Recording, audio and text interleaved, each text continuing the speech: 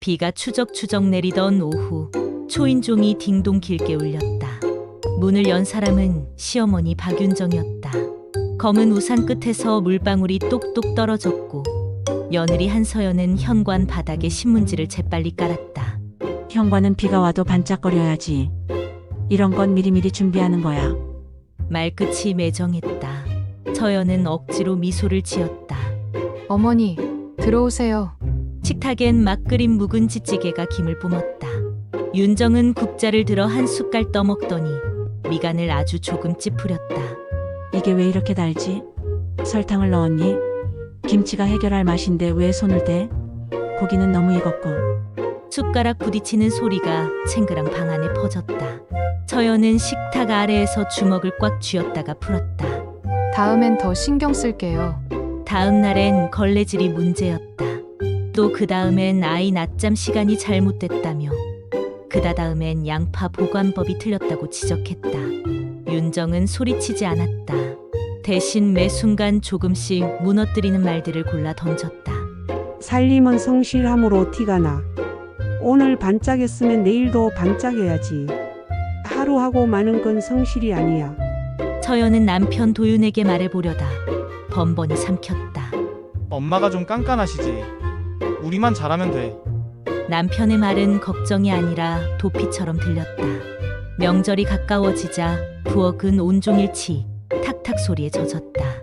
저는 부침개가 아니야. 얇게 아주 얇게. 도톰하면 촌스러워. 서연이 올려둔 동태전 한 장이 삐뚤어지자 집게가 딱 접시 가장자리를 쳤다. 보여? 흐트러졌잖아. 서연은 베란다 창을 열고 쏴 물을 틀었다. 차가운 물줄기가 손등을 스치며 정신을 붙잡았다. 갈등은 집 밖으로 번졌다. 윤정은 동네 모임에서 우리 며느리 손이 야무지긴 한데 아직 멀었어. 라며 웃는 이모티콘을 덧붙였다.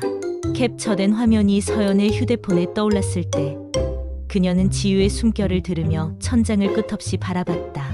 알림이 톡 울릴 때마다 가슴이 내려앉았다. 결정적인 날은 허락 없이 서랍을 열던 순간에 왔다. 너 이거 뭐야? 학원비 이만큼. 아이는 아직 3살이야. 어머니, 영어놀이 수업이에요. 일주일 2번. 놀이에 무슨 돈을 써? 아까운 줄을 몰라. 서랍이 쾅 닫혔고 장식장이 덩달아 흔들렸다. 놀란 지우가 울음을 터뜨리자 윤정의 말이 둔탁하게 박혔다. 넌 늘 남의 기준에 맞추느라 내 기준이 없구나. 살림은 체계야. 감정으로 하는 게 아니야. 그날 밤 서연은 도윤에게 처음으로 말했다. 나 여기서 나가고 싶어. 도윤은 눈을 피했다. 다음 날도 그 다음 날도 늦게 돌아왔다. 서연은 기록하기 시작했다. 윤정이 무엇을 싫어하고 무엇을 칭찬하고 무엇을 당연히 여기는지.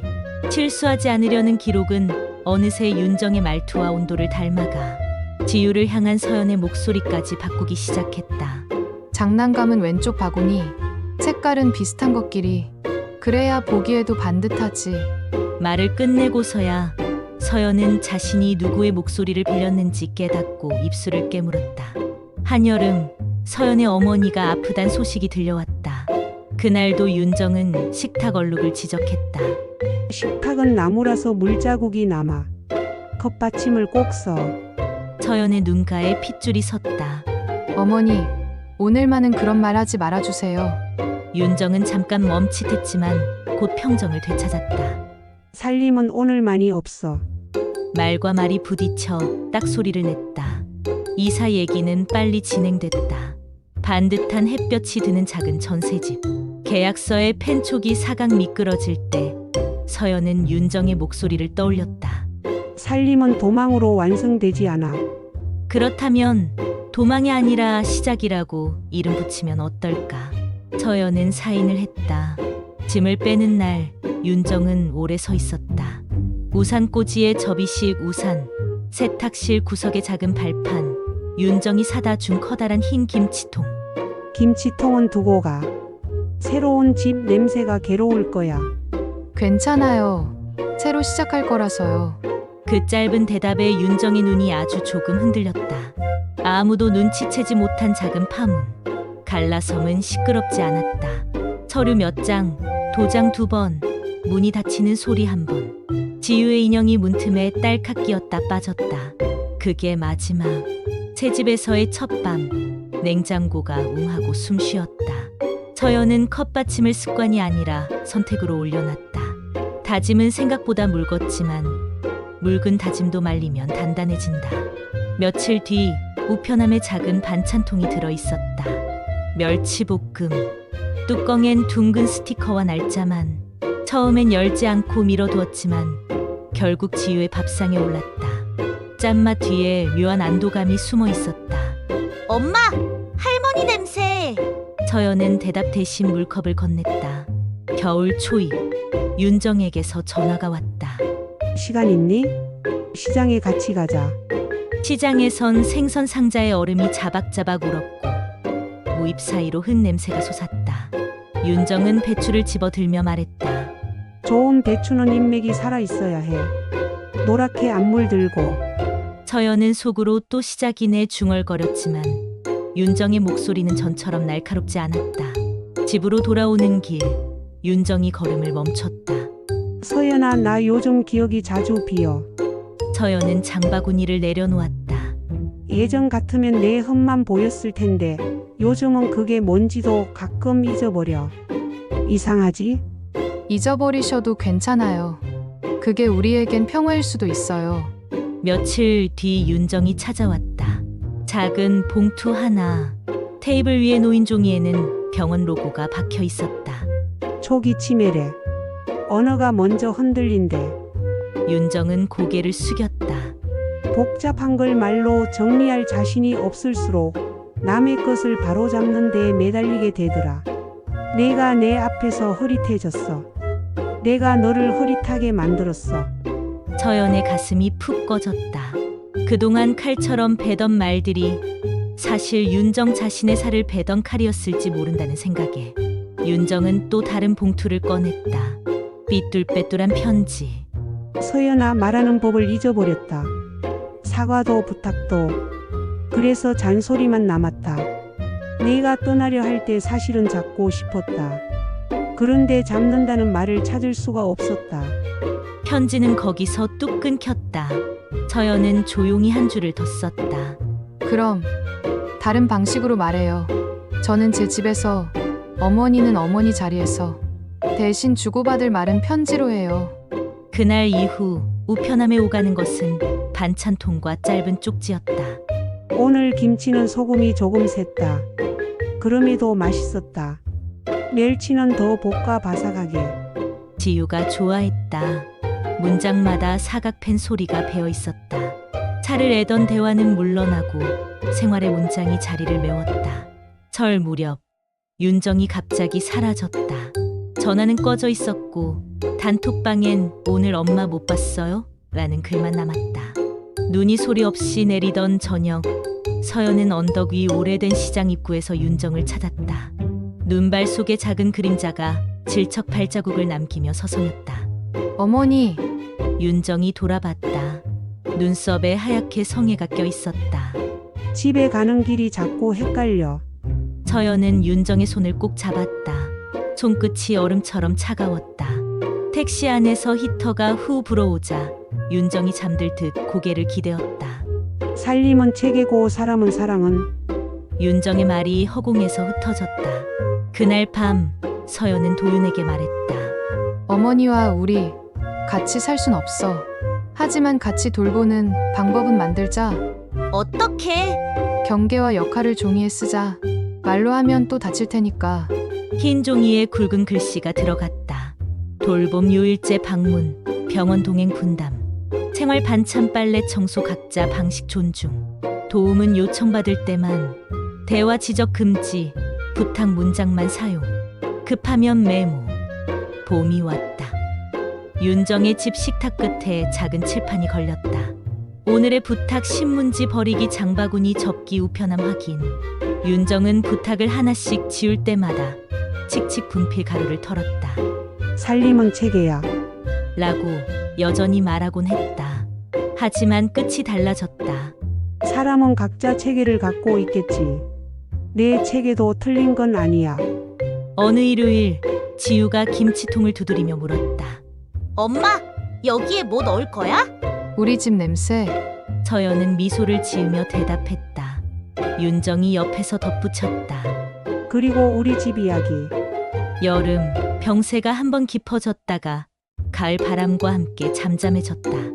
윤정의 말끝이 종종 끊겼지만 편지는 더 다정해졌다.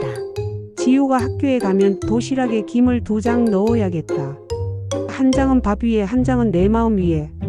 서연은 부엌에 편지를 붙여두고 그 밑에 레시피를 적었다. 김, 2장, 사랑, 한줌, 잔소리, 한톨, 미안함, 한 조각, 사과, 크게. 어느 저녁 하늘이 주황빛으로 식탁을 물들일 때 윤정이 조용히 말했다. 서연아, 고마워.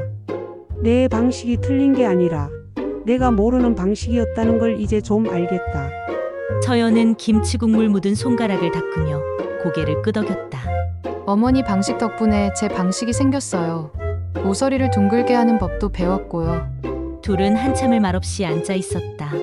냉장고가 웅하고 낮게 숨쉬고 김치통 안에서 기포가 톡톡 올라왔다 사라졌다. 오랫동안 서로를 찌르던 말들이 발효의 시간 속에서 다른 맛으로 바뀌어가는 소리였다. 그러던 날 뜻밖의 전화가 왔다. 동네 모임 사람의 떨리는 목소리. 윤정 어머니가 길에서 쓰러지셨어요. 지금 응급실. 병원 복도는 형광등이 지지직 깜빡였고 서연은 차가운 의자에 앉아 손을 모았다. 검사 결과는 다행히 일시적 실신이었다. 곁에서 깨어난 윤정이 서연을 보고 어른아이 같은 미소를 지었다. 또 잔소리 했니? 내가?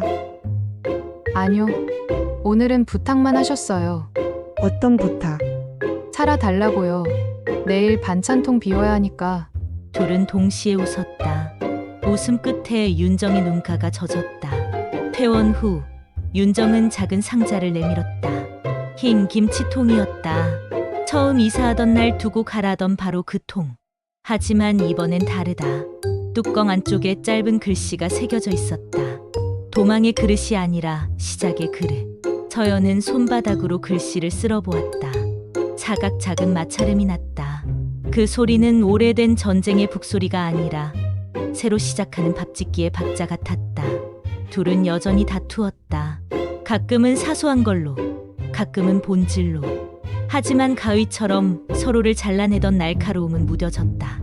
대신 경계선이, 합의서가, 그리고 부탁의 문장이 그 자리를 채웠다. 오늘은 내 방식으로 하게 해줘요. 그럼 내일은 내 방식으로 하자.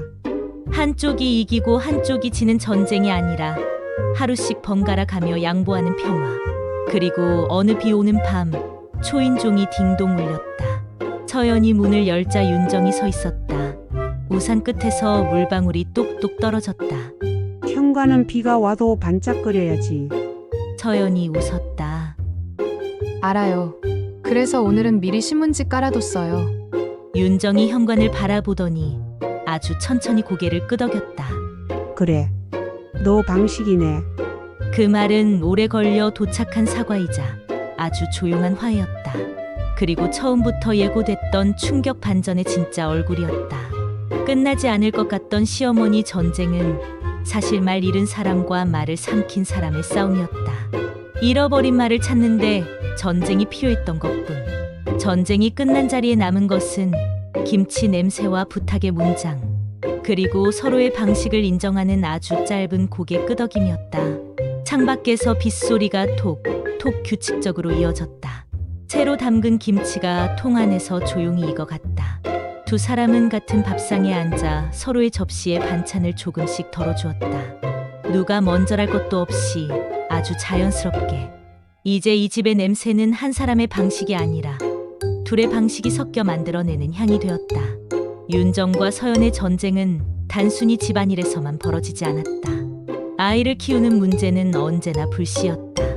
3살짜리가 뭘 영어를 배워? 뛰어놀면 되는 거야. 괜히 허영만 부리네.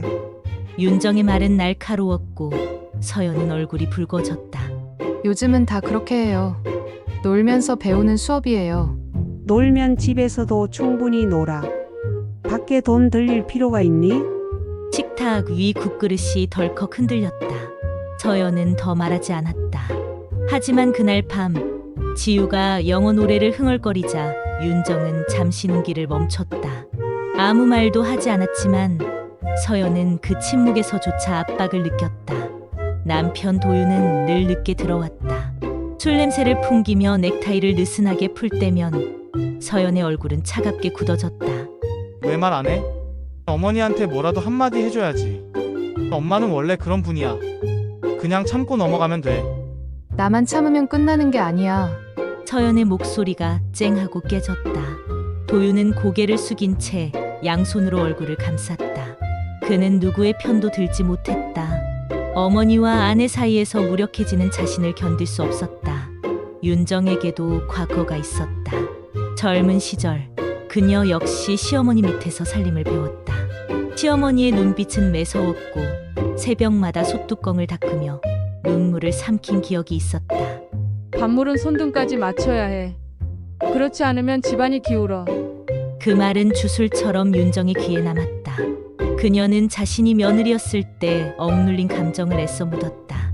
그러나 시간이 흘러 며느리를 맞이했을 때 자신도 모르게 그 말투를 되풀이했다. 체계라는 이름으로, 잔소리라는 칼날로. 서연은 그 사실을 몰랐다. 그녀에게 윤정은 그저 차갑고 완벽을 강요하는 존재였다. 그러나 윤정의 가슴 속에는 나도 당했으니 너도 견뎌야 한다는 왜곡된 논리가 자리 잡고 있었다. 그것이 세대를 이어지는 전쟁의 씨앗이었다. 겨울 어느 날 지우가 감기에 걸려 고열로 앓았다. 서연은 약을 먹이고 이마에 수건을 얹으며 밤새 간호했다. 윤정은 문 앞에 서서 중얼거렸다. 옛날엔 이런 건 민간요법으로도 나았어. 너무 약에만 의존하면 안 돼. 서연은 더는 참지 못하고 고개를 들었다. 어머니, 제발 그냥 놔두세요. 제가 엄마예요. 제가 알아서 해요. 그 목소리는 절규처럼 거실을 울렸다. 윤정은 순간 말을 잃었다. 그녀의 눈동자에 잠시 두려움이 스쳤다. 치매 진단을 받은 뒤 윤정의 모습은 조금씩 달라졌다. 말수가 줄고 대신 눈빛이 길어졌다. 서연은 그것을 알아챘다. 여전히 습관처럼 지적을 하려다가도 윤정은 종종 말끝을 삼켰다. 이제는 내 방식도 괜찮아. 그 짧은 한마디는 지난 세월 수많은 잔소리보다 더 큰 울림이었다. 두 사람은 편지를 주고받기 시작했다. 반찬통 속, 장바구니 속, 우편함 속. 오늘은 내 반찬이 맛있었다. 내 입에는 조금 짰지만 지우가 잘 먹었다니 다행이다. 어머니, 오늘은 제가 김치를 담갔어요. 예전보다 양념이 순해졌죠? 짧은 문장들이 오갔다. 종이의 사각사각 소리가 새로운 대화의 언어가 되었다. 어느 날 서연은 편지 봉투 안에서 오래된 사진을 발견했다. 젊은 윤정이 새댁 시절 커다란 가마솥 앞에서 울상 짓는 모습이었다. 뒷면에는 누군가의 글씨로 첫 김치 실패라고 적혀 있었다. 서연은 그 사진을 바라보다가 가만히 웃었다. 어쩌면 윤정도 완벽하지 않은 시작에서 출발했을 뿐이었을 것이다. 시간은 흘렀다. 윤정은 점점 기억을 놓쳤고 서연은 점점 이해를 배웠다. 전쟁은 끝나지 않았지만 이제는 전쟁이 전부는 아니었다. 어느 날 지우가 말했다. 엄마, 할머니랑 나랑 같이 그림 그렸어. 서연이 바라보니 색연필로 그린 그림 속에서 윤정은 웃고 있었다. 기억은 희미해져도 그 웃음만큼은 그림에 남았다. 마지막 겨울 윤정은 다시 병원에 입원했다. 서연은 김치통을 들고 병실에 들어갔다. 어머니, 우리 같이 김치 담가요. 윤정은 힘없는 손으로 배추를 만졌다. 서걱서걱 잎사귀 부서지는 소리가 방 안에 퍼졌다. 살림은 체계야 하지만 사람은 체계가 아니지. 윤정은 미소를 지으며 눈을 감았다. 그 순간 서연은 눈물을 흘리며 고개를 끄덕였다. 며칠 뒤 서연의 부엌에서 새로운 김치가 발효되기 시작했다. 냉장고가 웅하고 숨쉬었고 통 안에서 톡톡 기포가 올라왔다. 서연은 지유와 함께 식탁에 앉아 김치를 맛보았다. 맛있다, 엄마. 그래. 이건 우리 집 냄새야. 서연은 속으로 중얼거렸다. 끝없는 전쟁은 없었다. 남은 건 서로의 방식이 섞여 만들어낸 새로운 이야기. 창밖에 눈이 사각사각 내렸다. 김치통은 조용히 익어갔다. 그 안에는 잔소리도, 미움도, 화해도 함께 담겨 있었다. 그리고 서연은 처음으로 생각했다. 이 집은 이제 전쟁터가 아니라 이야기의 집이라는 것을.